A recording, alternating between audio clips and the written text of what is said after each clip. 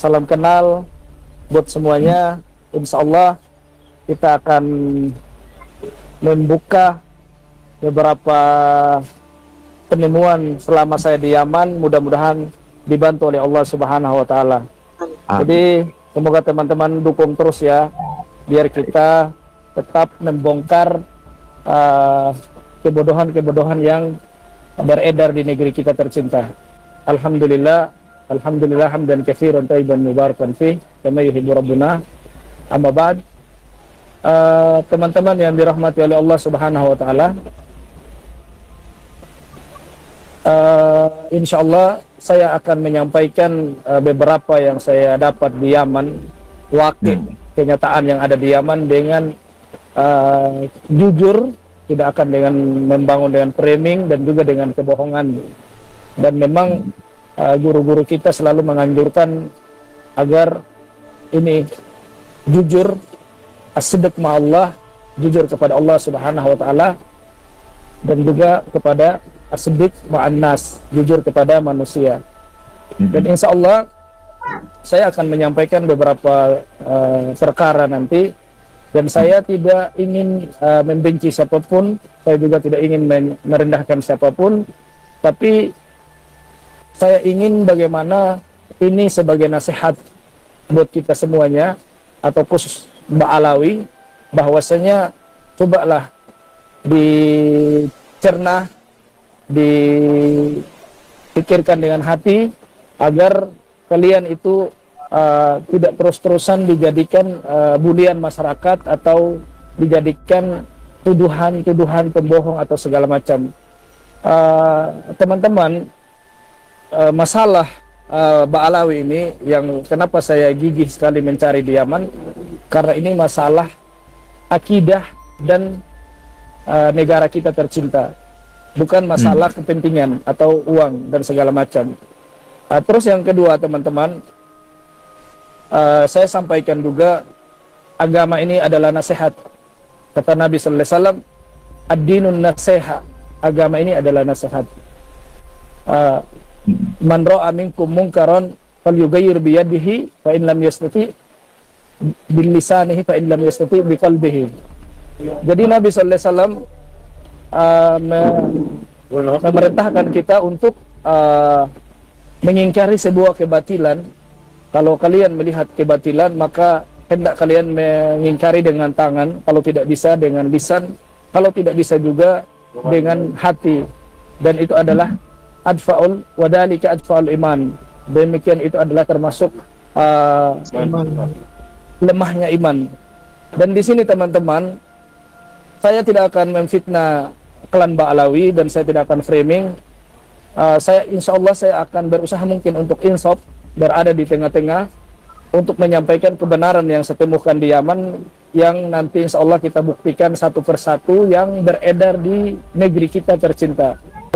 Tentang Faqih al-Muqaddam, beberapa ahli tarikh seperti orang-orang ini ahli sejarah tentang Faqih al-Muqaddam ini, memang orang ini didengar begitu saja, tapi tidak ketahui di mana dikubur, matinya di mana nggak ada yang tahu, cuma didengar. Terkenal. Cuma kalau masalah nggak terkenal, cuma hanya beberapa orang, tergelincir orang yang tahu. Beberapa daerah saya datangi, karena mereka mengatakan sohra wal istifadah. Saya pengen buktikan tentang kesohrahnya si Faqih al-Muqaddam itu, teman-teman.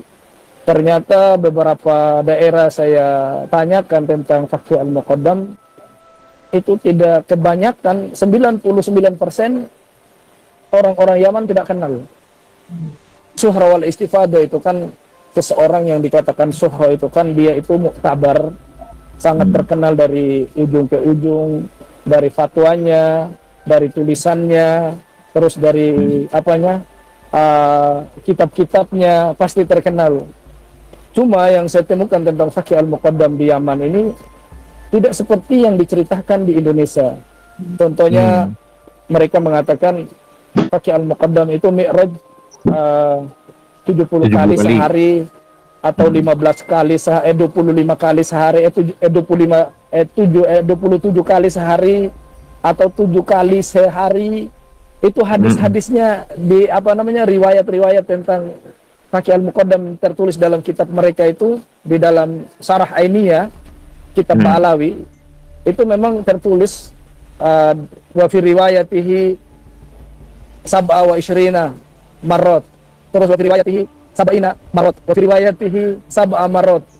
Jadi di situ memang di kitab Ba'alawi mereka memang meyakini bahwasanya Fakih Al-Muqaddam, nenek moyang mereka itu mi'raj 70 kali dalam sehari. Dan kalau dalam akidah ahli sunnah wal jamaah itu sepakat tidak ada yang bisa mi'raj kecuali Nabi sallallahu alaihi wasallam.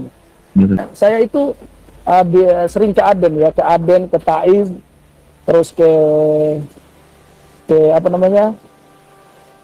Yafi, ke Makho, menanyakan tentang Fakih Al-Muqaddam. Itu rata-rata nggak ada yang kenal. Malahan kalau saya tanya tentang Syekh Abdul Qadir Ar-Jilani, itu malah suhroh di kalangan masyarakat Yaman. Dan beberapa lab saya waktu di TikTok itu banyak sekali teman-teman saya tunjukkan sambil lab. Saya tanyakan orang-orang Yaman, dari tentaranya mau dari pelajarnya. Saya tanya tentang Fakih Al-Muqaddam dengan Syekh Abdul Qadir Ar-Jilani. Malahan banyak yang menjawab katanya kalau Syekh Abdul Qadir Al-Jilani itu mereka kenal. Tapi kalau Fakih Al-Muqaddam wallahu a'lam, nggak tahu kata mereka. Saya beberapa tokoh agama saya temui seperti ulama Syafi'iyah sendiri ya, yang ada di Tarim yang menentang Umar bin Hafid. Jadi teman-teman, banyak sekali ulama Syafi'iyah yang menentang Umar bin Hafid yang ada itu di Tarim. Mereka itu memiliki dars-dars di masjid di Tarim. Itu sangat banyak yang menentang Umar bin Hafid. Kenapa mereka menentang? Karena perbuatannya Umar bin Hafid ini sangat menyelisih akidah, menyelisih pokok kita dalam agama kita. Yang coba bayangin teman-teman, setiap beberapa tahun bisa mereka melahirkan tempat ibadah baru di Tarim. Yang dulu hanya adanya kuburan Hud alaihissalam, yang mereka pun yakini kuburan Hud itu bukan jadi kuburan Hud itu teman-teman bukan diyakini dengan penglihatan mata, bukan diyakini dengan ada saksi yang lihat adanya di tempat itu, bukan. Tapi itu kuburan Hud itu diyakini dengan mimpi. Jadi ada seorang Habib Abu Bakar bin Salim kalau tidak salah, dia mimpi bahwasanya kuburan Hud itu ada di situ, dan dia mimpi kuburan Hud datang berziarah kepada beliau. Wahai Abu Bakar bin Salim, in lam tazurni sa'ajuruka, kalau kau tidak ziarahiku maka aku yang akan menziarahimu. Jadi itu dalam kitab mereka tertulis gitu loh, bahwasanya kuburan Nabi Hud alaihissalam itu sendiri mereka yakinkan, dan mereka bikin kuburannya itu bukan dibangun dengan ilmu, dengan sejarah, bukan juga dibangun dengan penglihatan, tapi dibangun dengan mimpi. Dan itu yang lebih membodohkan lagi, sudah dibangun dengan mimpi, mereka jadikan tempat tawaf. Gitu loh. Ada syekh yang penulis kitab, di antara kitab yang beliau tulis adalah Al-Quburu fil Yaman. Judul kitabnya itu Al-Quburu fil Yaman. Itu Imam Syafi'iyah atau ulama Syafi'iyah yang ada di Tarim. Dia membongkar dan membantah habis-habisan tentang adanya kuburan palsu dan membangun kuburan palsu yang dibikin oleh Ba'alawi. Itu sangat terkenal kitab itu, namanya Al-Quburu fil Yaman. Al-Quburu fil Yaman. Itu nama kitabnya. Iya. Saya pernah di lab itu, saya pernah tunjukkan ke teman-teman nama kitabnya, sampelnya saya pernah tunjukkan. Dan ini ulama Syafi'iyah yang masih lurus, beliau sangat menentang. Dan di dalam kitab itu juga ada terdapat, saya baca sendiri kitabnya, bahwasanya di tahun 135 Hijriah atau Masih atau alam saya lupa ya. Dia itu ternyata yang menggagas pertama memasangkan kain, menaruh bunga-bunga menghiasi kuburan, itu adalah seorang Habib pelakunya. Gitu loh. Di dalam kitab itu tertulis maka yang menggagas pertama untuk membangun kuburan, apa namanya menaruh kain, terus menaruh bunga-bunga seperti di Indonesia itu kan kuburan kayak megah banget, itu ada bunga aja. Itu memang di dalam kitab mereka itu memang yang dibantah itu oleh apa namanya tadi ini ulama Syafi'i yang ada di Taron ini, memang di dalam kitab itu ada gitu. Jadi gini teman-teman, orang Asy'ari atau orang tasawuf itu sendiri di Tarim itu teman-teman, ada memang tasawuf yang masih lurus, dan memang tasawufnya Umar bin Hafid ini memang tasawuf yang agak lain, yang sulit bisa ditebak. Rata-rata ada beberapa ulama tasawuf yang saya temui ya, saya juga nanya fikih di mereka karena mereka sangat luar biasa tentang kefikihannya. Ulama-ulama tasawuf ini, ulama Syafi'iyah ini yang saya sebut tadi, mereka itu sangat menentang keras dengan apa yang dilakukan di dekat-dekat Darul Mustafa itu, atau itu kuburan. Ada yang lebih parah teman-teman ya.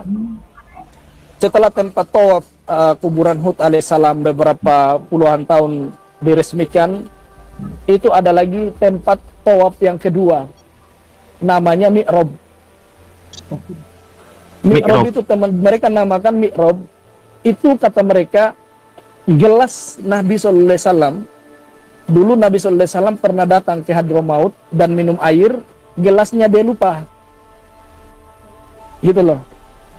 Mereka yakini itu, dan gelas itu sekarang dibikinkan seperti dibikinkan sebuah kayak menara gitu, terus untuk ditawafin juga. Gitu. Saya bingung, kata mereka Nabi Sallallahu Alaihi Wasallam pernah ke Hadramaut atau ke Yaman lah, taruhlah.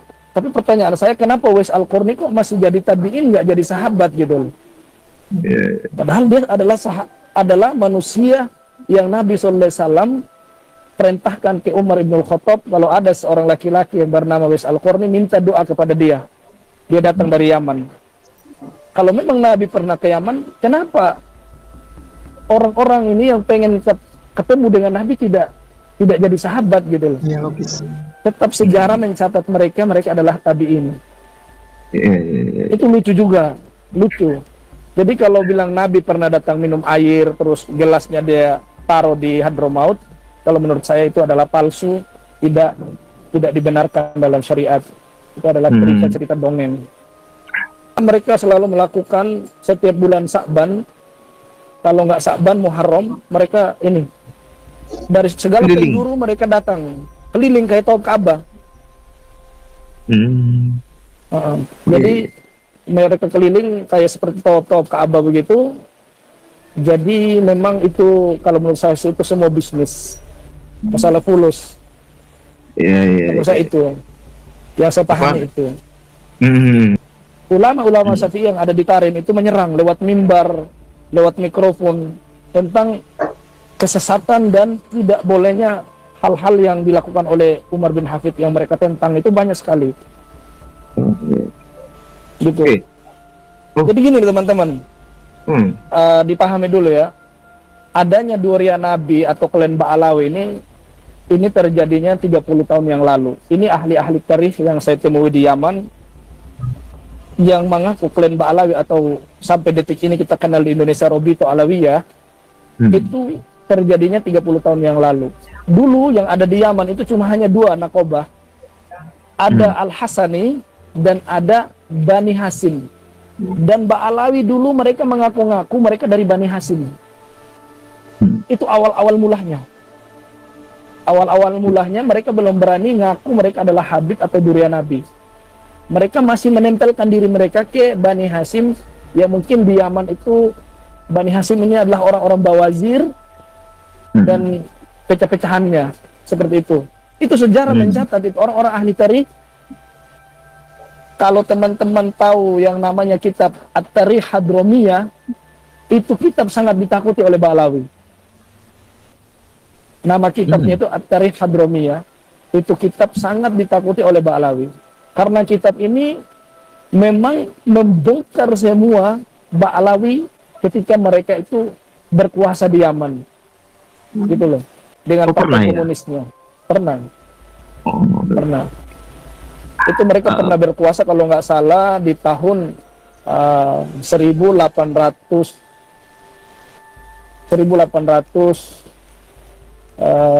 Sekian lah. 1887, 1886, 85, 89, Ali Abdullah Soleh mengambil alih negara itu kan sekitar tahun 90-an. Tahun 90-an, tahun 1889. Ali Abdullah Soleh jadi presiden. Di saat itu kan di Yaman Selatan itu kan masih dikuasai oleh Partai Komunis. Dan di antaranya pemimpin-pemimpin mereka itu adalah Salim Ali Al-Baido, itu pemimpinnya, presiden Partai Falasaf, partai apa yang menang dari Partai Komunis itu namanya Ali Salim Al-Baido, terus wakilnya itu Al-Jufri, dan pembesar partainya itu Al-Atos, orang-orang Bani Hashim atau Bawazir ya. Itu di namanya Ghail Bawazir, adanya itu di dekat Mukalla. Saya pernah tanya tentang klaim Ba'alawi ini, apakah mereka durian Nabi atau tidak. Mereka tidak pernah kenal apa itu Ba'alawi. Yang mereka kenal hanya Al-Atos, Al-Jufri, atau apalah, bin Hafid, dan yang lainnya itu yang mereka kenal. Kalau per orang mereka kenal, gitu loh. Adapun kalau bilang mereka punya nakoba atau punya seperti yang ada di Indonesia, Robito Alawiyah, mereka nggak tahu itu. Ada yang lebih ekstrim lagi dari Bawazir ya. Mereka, sebagian Bawazir mengatakan orang-orang ini mengaku durian Nabi tapi kelakuannya nggak sesuai. Jadi makanya mereka ini ka'annahum fil manam, mereka itu seperti dalam mimpi ngaku durian Nabi. Itu statement dari Bawazir. Itu sebenarnya sebagian orang Bawazir gitu. Oke. Dan memang di Yaman itu teman-teman, kata Habib itu tukang sampah pun boleh mengatakan itu. Kita katakan Habib boleh. Karena kata Habib itu di Yaman itu adalah orang yang dicintai dan orang yang mencintai, bukan suatu gelar fulan alam yang terhormat atau yang tertinggi, enggak. Gitu loh. Atau enggak usah di Yaman ya, di seluruh negara Arab, di Jazirah Arab, kata Habib atau Habibah atau Habibi itu adalah sesuatu yang sudah sehari-hari bagi mereka. Iya, kita mau beli sayur ya Habib, kam ada, udah biasa itu kata Habib, bukan gelar untuk seseorang durian Nabi gitu loh. Apalagi Ba'alawi ini kan dikatakan Habib sekitar 30 tahun yang lalu, kan sesuatu yang lucu. Oke. Dan yang lebih parah lagi teman-teman ya, yang kita lihat kuburan-kuburan mereka yang ada di Tarim. Seperti ini ya, saya tunjukkan satu contoh nenek moyang mereka yang sangat fenomena di kalangan mereka ini. Ini lihat teman-teman di HP ini. Iya. Ini satu contoh ya. Ini tidak ada sama sekali tertulis Al-Habib atau As-Sayyid, tapi langsung Asy-Syaikh Abu Bakar bin Salim. Jadi kesimpulannya teman-teman, semua kuburannya para klan Ba'alawi yang ada di Yaman, sekaliber Abu Bakar bin Salim saja itu nggak dipasang Habib atau Sayyid. Kalau di Indonesia kan itu makam-makam itu kan ada langsung Al-Habib, As-Sayyid, Al-Habib, Al-Habib, Al-Habib. Semua kuburan yang mau asli, yang mau palsunya semua Al-Habib tertulis. Gitu loh. Jadi terbantah bahwasanya kata-kata Habib itu tidak ada di Yaman. Contohnya ini kuburan nenek moyang mereka yang sangat suhroh, kata mereka, Syekh Abu Bakar bin Salim. Itu nggak ada tulisannya Al-Habib atau As-Sayyid. Langsung aja Syekh Abu Bakar bin Salim. Gitu loh. Bang Terus juga yang di antara yang di Tarim, seperti mereka mengatakan di Tarim itu tidak ada aspal. Ini aspal semua ini teman-teman. Ini di kuburan, di depannya kuburannya Syekh Abu Bakar bin Salim ini ada aspal. Ada ini cor-coran semen. Jadi yang ceramah teriak bilang di Tarim itu tidak sengaja tidak dibangunkan aspal, gara-gara khawatir bekas kakinya wali itu tertutup. Itu dusta. Jadi Dusta, ya? kalau mau berbohong, jangan nanggung gitu loh. Sekalian aja jadi Ba'alawi. Saya bongkar semuanya teman-teman, saya lab, saya tunjukkan ini ada aspal. Sampai saya sebut ada satu dai yang sangat terkenal, Ustaz Abdul Somad. Saya bilang, Ustaz Abdul Somad, ini lihat ini ada aspal di Tarim ini. Cobalah kalau kita mau ceramah di depan masyarakat itu, coba bangun dengan kejujuran. Jangan sampai demi kedudukan, demi Anda mau terkenal, demi fulus, Anda buta dalam kebenaran. Itu sangat disayangkan. Percuma belajar jauh-jauh tapi nggak bisa jujur dalam menyampaikan kebenaran. Ini pasir-pasir Inat. Saya memang datang ke sana teman-teman. Dijual 2 juta itu. Yang dijual di Sofi sekarang 2 juta. Itu gimana ini ceritanya? Pasir-pasirnya. Ini pasir-pasirnya.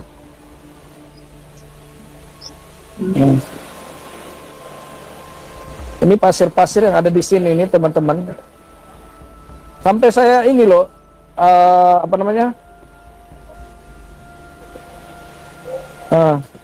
saya datangi sendiri tempat-tempatnya. Saya pegang.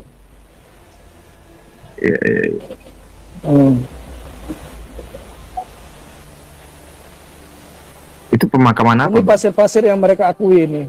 Ini pemakaman Jambal yang ada di Tarim. Itu yang disebut pasir Inat.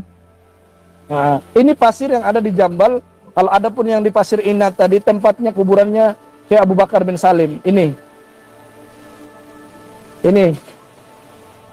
pasir-pasir sekitar sini.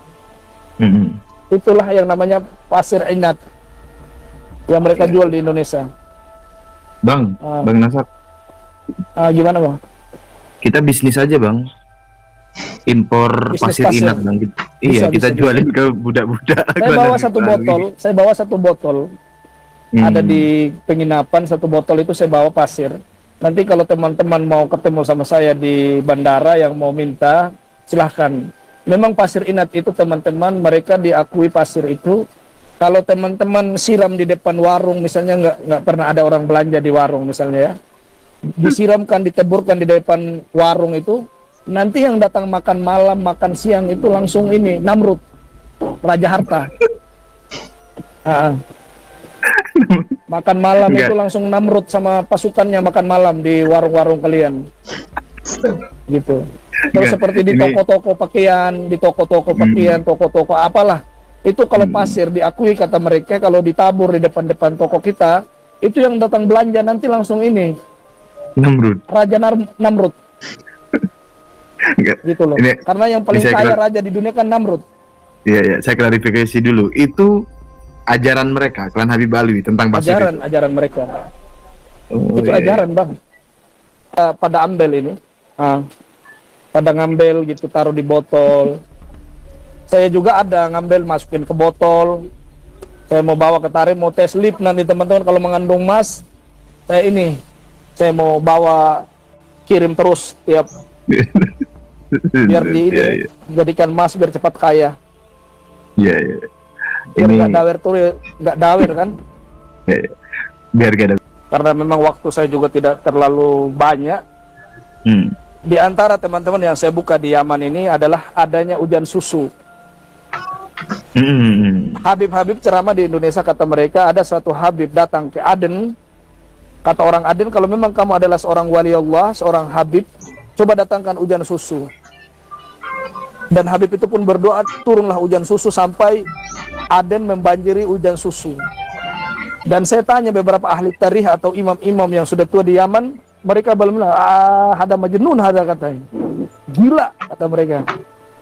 Ada amrun ajib, ini perkara yang sangat aneh, lucu. Gitu loh. Berarti tidak ada hujan susu itu? Tidak ada, itu dusta semata. Terus diantaranya lagi, seperti ada satu wali yang ada di Sihir. Daerah Sihir itu teman-teman dekat Wail Bawajir, dekat dengan Mukalla. Jadi dia di pinggir laut sana, daerah Sihir. Itu ada satu habib juga yang pernah ceramah di Indonesia, katanya ada seorang wali datang ke Indonesia, datang ke Sihir untuk mentes kewaliannya itu, kita ketok setiap rumah. Ketok setiap rumah ada, ketok rumah siapa lagi ada. Jadi setiap rumah yang seluruh ada di Sihir itu, mereka yakini setiap rumah ada orang ini, kayak apa, kayak kodok gitu loh. Ketok buka pintu ada lagi, ketok buka pintu ada lagi. Dan ini saya tanyakan beberapa orang-orang di Yaman yang ada di kota Sihir itu sendiri, orang-orang, jangankan orang awamnya, tentaranya pun saya tanyakan, saya sambil live itu saya tanyakan, gitu loh. Itu mereka bilang nggak ada, yang gila katanya. Mereka anta majnun, mereka malah nuduh saya, ya akhi, idhab ila mustasfa ya akhi, anta marid. Mereka gini nih sama saya, ada soal. Pokoknya mereka menyuruh saya, kalau kamu sakit ke rumah sakit, kata mereka.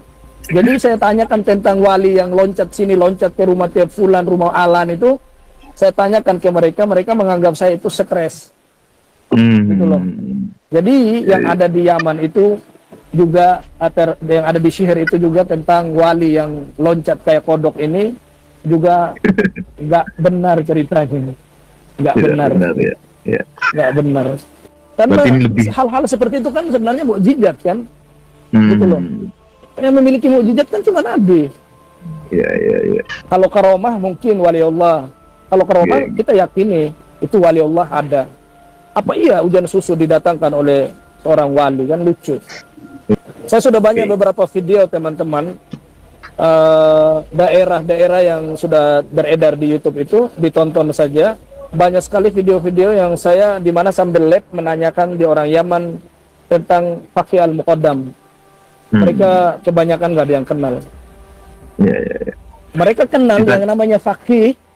Itu mereka kenal. Fakih itu kan orang yang alim, orang yang berilmu.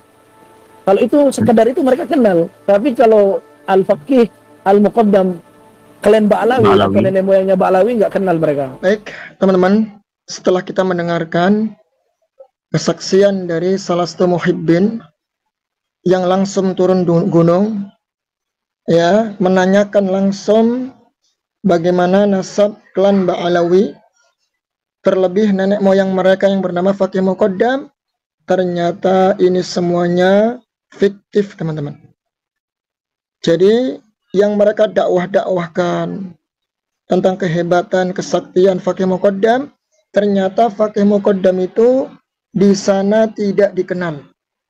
Di sana tokoh fiktif yang tidak dikenal. Bahkan tadi lebih mengejutkan lagi, kita dengarkan, ternyata banyak ulama-ulama tarim dari madhab Syafi'i menentang keras ajaran Umar bin Hafid. Ya, ajaran Umar Al-Hafid itu sangat-sangat bertentangan dengan akidah kaum muslimin. Bahkan tadi sangat mencengangkan ya, setiap tahunnya Habib Umar itu